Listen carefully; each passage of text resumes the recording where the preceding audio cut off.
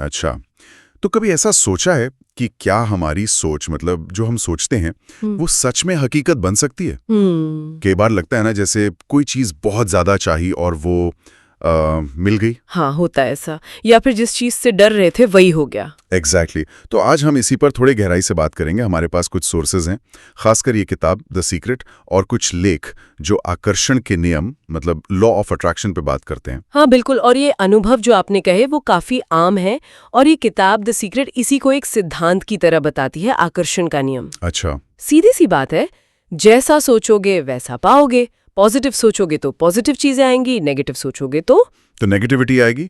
ये तो सुनने में बड़ा सिंपल लगता है तो सिंपल, पर इसकी पॉपुलैरिटी काफी ज्यादा है इस किताब की वजह से। हाँ, और वो जो रोंडा बर्न ने कहा है, योर थॉट्स बिकम थिंग्स, मतलब आपके विचार चीजें बन जाते हैं। एक लेख में इसे ऐसे समझाया है कि जैसे ब्रह्मांड एक मैग्नेट जैसा है और हमारे विचार उसे दिशा देते हैं। हाँ, एक तरह से।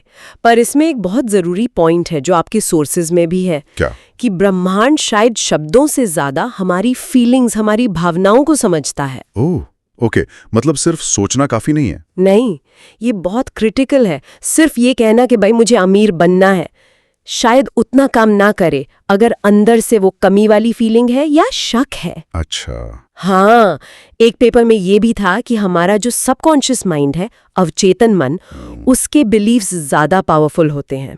तो अगर आप कह रहे हैं मेरे पास बहुत पैसा है, पर महसूस कर रहे हैं कि अरे पैसे तो है ही नहीं, तो यूनिवर्स वो कमी वाली फीलिंग को ही पकड़ेगा। ओह, तो मतलब एहसास ज्यादा जरूरी है, उस चीज के मिलने का एहसास। बिल्कुल, जैसे वो चीज पहले ही मिल चुकी हो। अच्छा, वो द सीक्रेट की 3 स्टेप वाली प्रोसेस का भी जिक्र था नोट्स में। पहला था मांगो, आस्क। हाँ, मांगो मतलब बिल्कुल क्लियर होना चाहिए कि चाहिए क्या। सिर्फ इच्छा नहीं, पूरी डिटेल में सोचो, पूरी क्लैरिटी के साथ। ठीक है। और दूसरा है भरोसा रखो, बिलीव। और ये शायद सबसे मुश्किल हिस्सा है। हाँ, यही पर शक आ जाता है ना। बिल्कुल, क्योंकि हमारे अंदर वो पुराने नेगेटिव बिलीव्स होते हैं ना, तो यहाँ पर पूरा यकीन करना होता है कि हाँ वो चीज मेरी तरफ आ रही है। और सिर्फ यकीन नहीं बल्कि उसकी खुशी अभी महसूस करनी है। एग्जैक्टली, वो मिलने वाली खुशी को अभी इसी पल में जीना।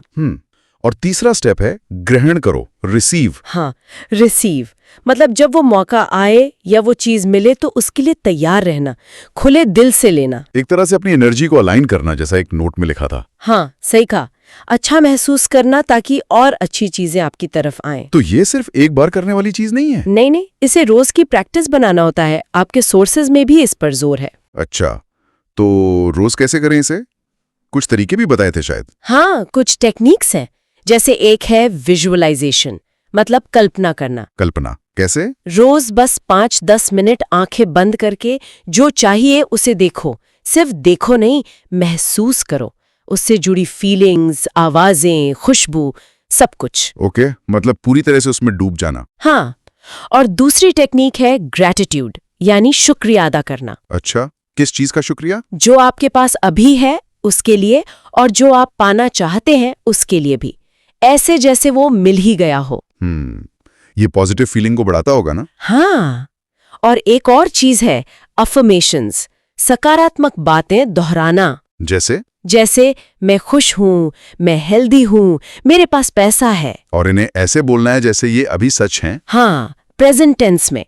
कहा जाता है कि ये हमारे सबकॉन्शियस माइंड को रीप्रोग्राम करता है और फिर वही हमारी रियलिटी बन जाती है। ये सुनने में तो काफी पावरफुल लग रहा है। वो जिम कैरी वाला उदाहरण भी था नोट्स में। हाँ, जिम कैरी का वो बहुत फेमस है। उन्होंने खुद को एक $10 मिलियन का चेक लिखा था, है ना? और कुछ साल बाद उन्हें उतनी ही रकम की फिल्म मिली। हाँ, मिली।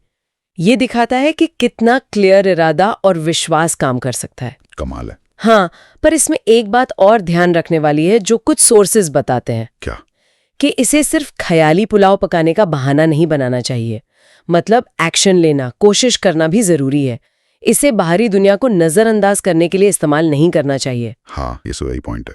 मतलब एक बैलेंस जरूरी है, सोचना भी है और करना भी है। बिल्कुल।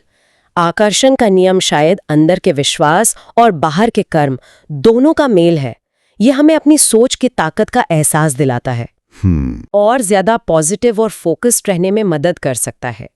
तो कुल मिला के सारे स्रोत यही तय रहे हैं कि हमारे विचार और भावनाएं हमारी जिंदगी को दिशा देने में बड़ा रोल निभाते हैं। तो मतलब असली पावर तो हमारे अंदर ही है। हम अपने विचारों और एहसासों को चुनकर अपना भविष्य बना सकते हैं एक तरह से। हाँ बिल्कुल, संदेश साफ है।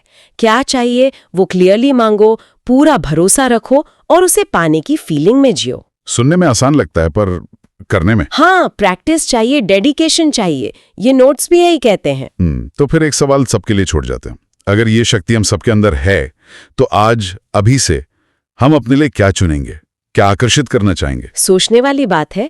ब्रह्मांड शायद सुन ही रहा हो।